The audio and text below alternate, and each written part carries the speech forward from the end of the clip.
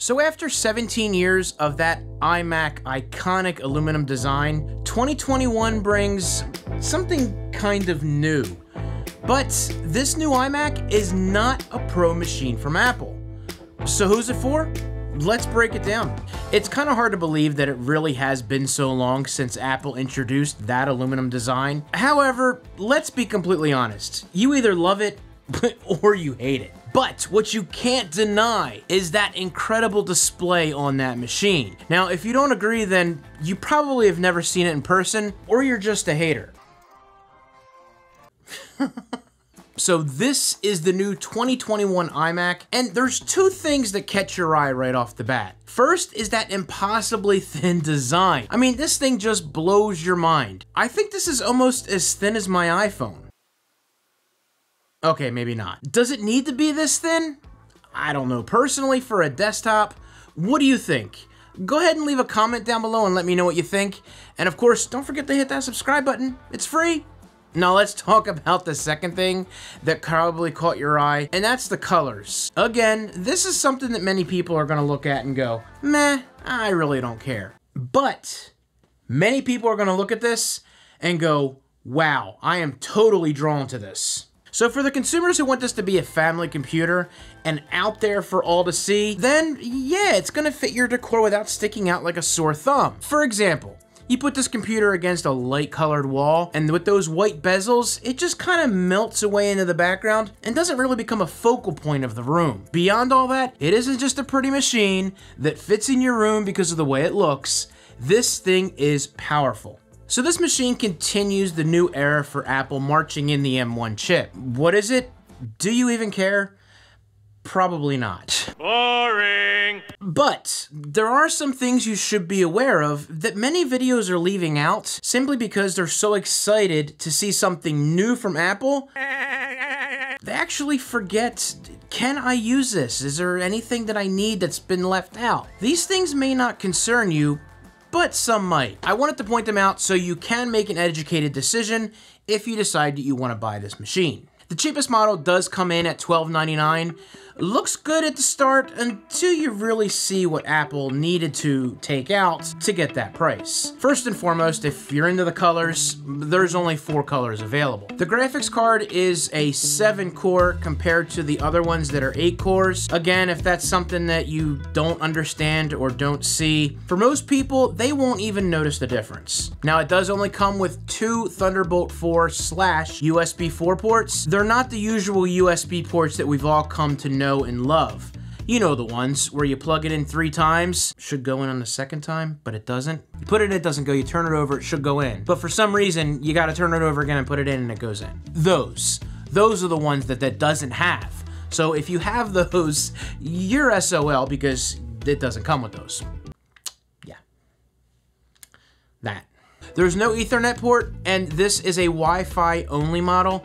Oh, and there's no fingerprint on the keyboard. Not that you've had one before, but it's not on there. So if you care about any of these things, you immediately need to decide whether or not you need to move up to the next level and spend a little bit more money for what you might need.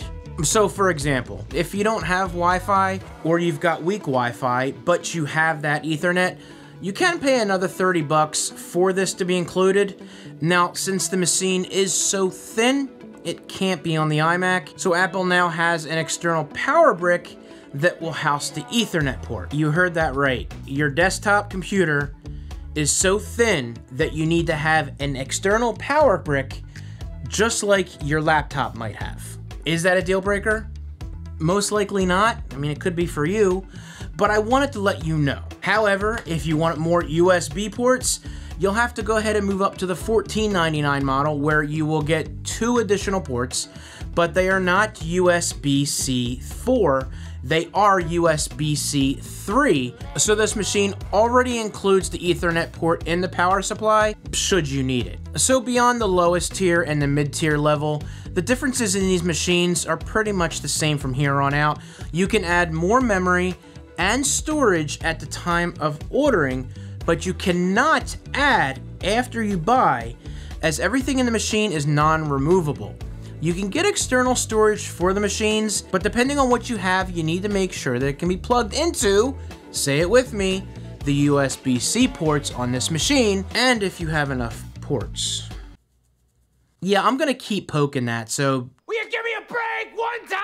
So, what did Apple not include in any of these machines? This might cause you to pass. Now, like I just mentioned, you can no longer upgrade the memory on these machines because it's now all part of that M1 chip architecture Apple is using. If you look at the back of this machine, you might not have realized that gone is the headphone jack and the SD card reader. Don't fear, the 3.5mm head jack is not gone, but relocated to the side of the machine because it's too thin to house it. However, Apple did not include the SD card reader anywhere. No! God, please, no! No! For someone like me, it's a real bummer because I like it, not where they located it, but I liked having it. Now, I do currently use an external card reader just for the way that my desk is set up. That's the way I like it. But my main issue now is that SD card reader is USB-A. So I would either have to do a converter to USB-C, which it's already slow, and this is just gonna slow it down more. So I need to upgrade to one that I like that uses USB-C. Any suggestions?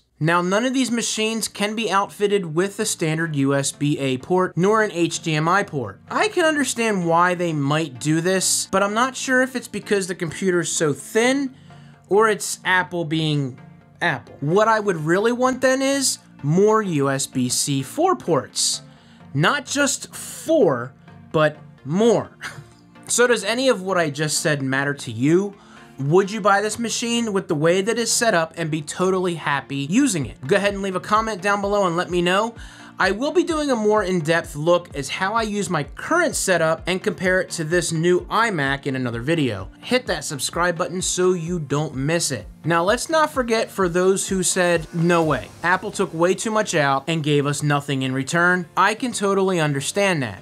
Now, this machine isn't for you then. It's not a pro machine that would be used by someone who demands more from their computer. This machine is plenty powerful to do most tasks. But look, I'm in the same boat as you are. I would hope that Apple would come out with a larger Mac that does have the things that we are missing. Again, I do have a video that I'm working on to cover that potential as well. And that's coming soon too. But for the majority of consumers looking at this computer, it's pretty perfect for you. It's more powerful enough to do the usual search the internet, watch videos, check email, pay bills, do schoolwork, edit photos. It's also a great entry-level machine for those just getting into more productive things like editing and creating content. Now, if you are in the market for one of these machines and you use certain apps and programs, I do want to warn you to be careful because programs you currently use may not be set up to work with that new M1 chip. I actually have a few myself that are currently not optimized and don't work all that well or don't work well at all. And I have to work through a program called Rosetta that actually converts it for you to be able to use. Just check with the companies to see if they have any verification that it will or will not work. And of course, if you don't see it, go ahead and email or call them to ask. You don't want to get this machine and then not be able to use it for that important item that you have access to and realize that it's useless. Overall, my first impressions of this machine, it's just okay. I mean, I can appreciate the design and style. I can appreciate the colors. They look really cool. Apple paid a lot of attention to detail with doing things like matching accessories. The keyboard, the mouse, the charging cable, the power cord, these all match the color of the iMac that you picked. Sometimes it is those little things that make it oh so much better. Of course, having other things would be really awesome too, and just as simple to do, but this machine isn't for me. I need a larger screen, more ports, and hopefully Apple has a more powerful chip planned for the revamp of the 27-inch line of iMacs. So no, I don't hate these machines. That's such a strong word. It's just not me. But good job to Apple for revamping an already great desktop, bringing it to the masses with that old flair of the color iMacs back in the day, and hopefully ushering in a new generation of users into the fold. Now, while you wait for me to release those videos I am working on, feel free to check out this video I did on the iPhone 12 mini. Of course, don't forget to hit that subscribe button and turn on notification bells so you don't miss a thing. You guys have a wonderful day, and I will see you in the next video.